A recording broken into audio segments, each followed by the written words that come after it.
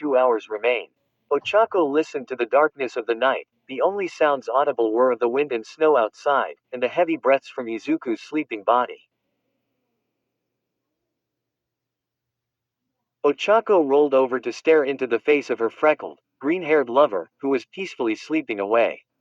Ochaco smiled, running her fingers lightly through the freshly cut hair of Izuku. She sighed quietly. She reached over for her flip phone, opening it and checking the time.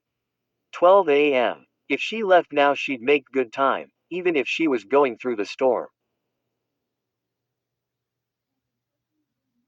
Ochaco slowly climbed out of bed in nothing but undergarments, shivering at the slight cold of the air. She quietly tiptoed to the closet where she threw on multiple pairs of sweats, long-sleeve shirts and a large coat. She grabbed a backpack from the closet and reached for one of two suitcases that were sitting on the floor. She silently clicked the case open and looked down.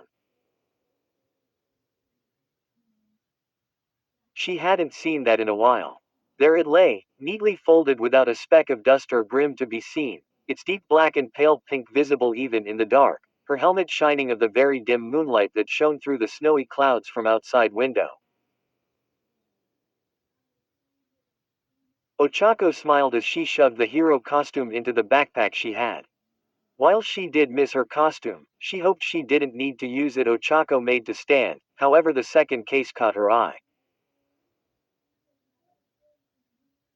She crouched yet again, giving into her desire, and pulled the second case out slowly, opening it to reveal the bluish green and black hero costume. She smiled even bigger, staring at the costume. This is the costume of the everlasting hero, Deku.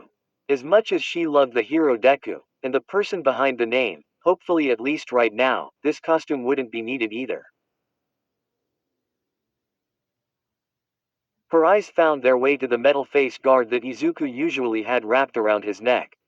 Ochako did a double take before grabbing it, leaving the rest of Izuku's costume and putting it away.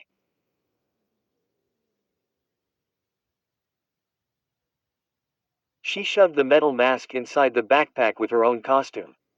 If something did go wrong, at least she had a piece of Izuku with her. Ochako pulled the large coat hood over her head before quietly creaking her way out the room. She opened the door, turning back for a split second to stare back at Izuku, still asleep peacefully in bed. I love you. I'll be back as soon as possible. Ochako whispered as she closed the door behind her. Ochako looked around to spot a window on the second level that hadn't been covered by snow yet. She took a breath and started walking towards the window. Oi, you sure you should be leaving the nerd without saying anything? Ochako turned on the spot to see Bakugo, arms folded leaning against the railing of the steps that lead to the second level. Ochako blinked a few times. Bakugo usually was asleep by 8 p.m. You kept checking your phone at dinner. You made sure not to let the nerd notice, yeah, but you didn't think I wouldn't. There's something going on, isn't there? Bakugo asked, his red eyes glowing in the darkness of the hallway. Ochako stood silent, remembering Mina's text not to let Izuku or Bakugo know. I don't care about all the details. But if there's a villain, then he'll be after the nerd, right? Bakugo said roughly. Ochako's eyes widened, but nodded. If that's the case, then I don't need to go anywhere. I'll kill whatever villain gets here. Bakugo raised his hand and pointed to Ochako. And prove to you exactly why I will become the #1 hero. Bakugo turned and walked back to his room. Ochako turned around yet again to exit the window, however this time a little fairy was in front of her. Is something going on? Hima in her fairy form asked. Ochako looked down the railing to the first level where the couch was to see the real Hima looking up at her, Eri fast asleep on the couch. Ochako smiled and looked back at the illusion. Everything's fine, I promise. If Izuku asks, I'm at my parents' house, okay? Please trust me on this. Ochaco said soothingly. The fairy version of Hima gave a nervous look, but nodded. Watch over everyone for me, okay? The fairy nodded again. Please be careful, the fairy said, slowly disappearing. Ochaco looked back at the couch to see Hima waving at her. Ochaco waved before finally opening the window, the cold air slapping her in the face, before she forced her way out. She landed in the large pile of snow, the storm blowing every which direction. She gasped at the cold air, the breath clouding up as she exhaled. She took out her old flip phone and turned on her flash.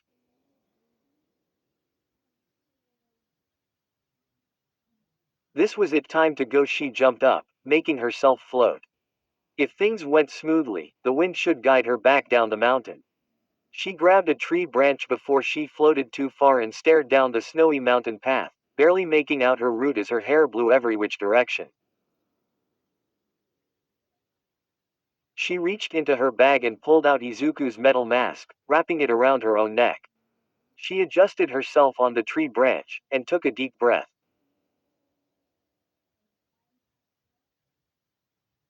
With a push, Ochaco was flying her way back down the mountain. Asterisk 2 a.m. 140 hours remain. Todoroki and Mina stood out in the cold, Mina standing close to the flames burning brightly from Todoroki's arm. Do you think she'll be okay? Mina called out through the wind and snow. Todoroki nodded. Uraraka is strong. Still, it would have been nice if we didn't have to make her travel this far in this weather, he said monotonically. We didn't have much of a choice though. I hope she even got the message. What if they don't have signal on the mountain? Mina asked. Todoroki didn't answer. However, both squinted forward when they saw a dim white light slowly getting brighter and larger from down the road. Ochaco, Mina called out, running through the snow to greet her friend.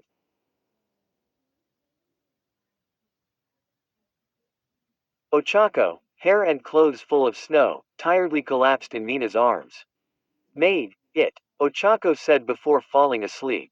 Let's get her inside, Todoroki said, as he walked up, taking Ochaco from Mina and placing her on his back. Mina nodded as the two walked back into the apartment building. Is she okay? Momo said, getting up from the couch the moment the three entered the apartment. She's fine, but she's cold, Todoroki said, Ochaco still on his back. Lay her on the couch, I'm going to make some hot chocolate for her, Momo said, making her way to the kitchen. Todoroki nodded as he made his way to the couch, placing Ochaco on it as Mina followed behind, sitting next to her best friend. She's freezing, Mina said. Todoroki hovered his hand above Ochaco, moving up and down trying to warm her without bringing his full flames out inside. As much as I want to let her rest, we need her up. We leave in a few hours,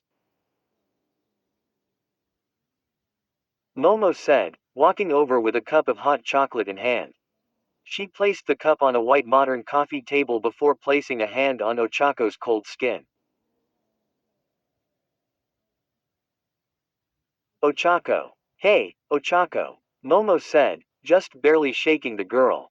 Ochaco's eyes fluttered open before forcing herself up, slightly shivering. Hey guys. It's good to see you, she said, those shivers. Momo handed her the cup of hot chocolate. Ochaco nodded in thanks as she drank. She felt the burning sensation flow its way through her stomach, relieved at the warmth now flowing through her body.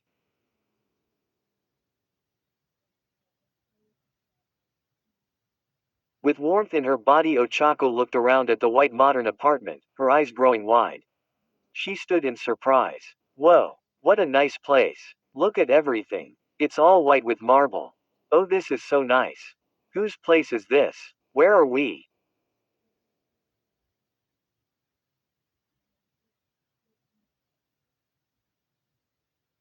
Ochaco asked, ecstatically looking around at the unfamiliar territory. Our apartment, Momo said simply. Ochaco's already wide eyes grew wider. You guys live here. Amazing, she said. Momo and Mina stared at Ochaco before bursting out laughing. Ochaco, I've missed you so much. Kirishima and I had a similar reaction, Mina said, wiping a tear from her eye. Oi, what's so funny? Ochaco said, puffing her cheeks out. Wait, Kirishima is here too. Where is he? Ochaco asked, looking around for the red-haired teen. He's out surveying the construction site, Todoroki said, sitting on one of the other couches. In fact, that's why you're here. We need to talk. Ochako's face suddenly grew serious as she sat back down. What's going on? What do my parents have to do with this? Ochaco asked. The three looked at each other before nodding. We've already spoke to your father about it. We believe one of the liberationists are using your parents' construction site as a cover-up to hide something. Liberationist? Ochaco asked, tilting her head a bit. The three filled Ochaco in on the information regarding the liberation, their goals, and what their plans potentially were, coinciding with their current knowledge of the League of Villains.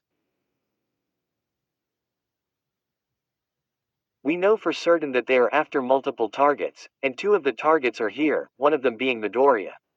We think they already know where one of their other targets are, though we don't know if they realize Midoriya is also here. Ochako felt a pitfall in her stomach. Somehow it never failed for Izuku to find himself in some sort of danger. This was it, the missing piece. This easily explained Hima's situation, at least most of it. And if they knew where Hima was, then there was a high chance they also knew. I may know who their target is, and if it's who I think it is, they totally already know where Izuku is.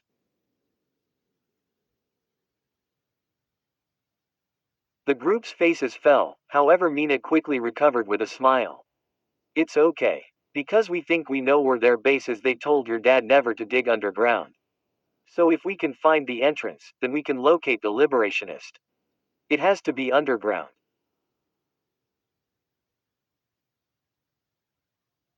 Mina said, which is why you're here. You know how your parents build and such. Meaning you also know how they cover up defects. We need you here to help us locate a way of getting underground. Your dad knows we're investigating, though he doesn't know you're here. Why not ask my father for help instead of me? Ochako asked. Not that I mind, you know I'll do anything to protect Izuku. But wouldn't my dad be more helpful? Yes, but it would be putting a civilian at risk. We don't want your family put in harm's way. That's why we need you, a person dedicated to being a hero.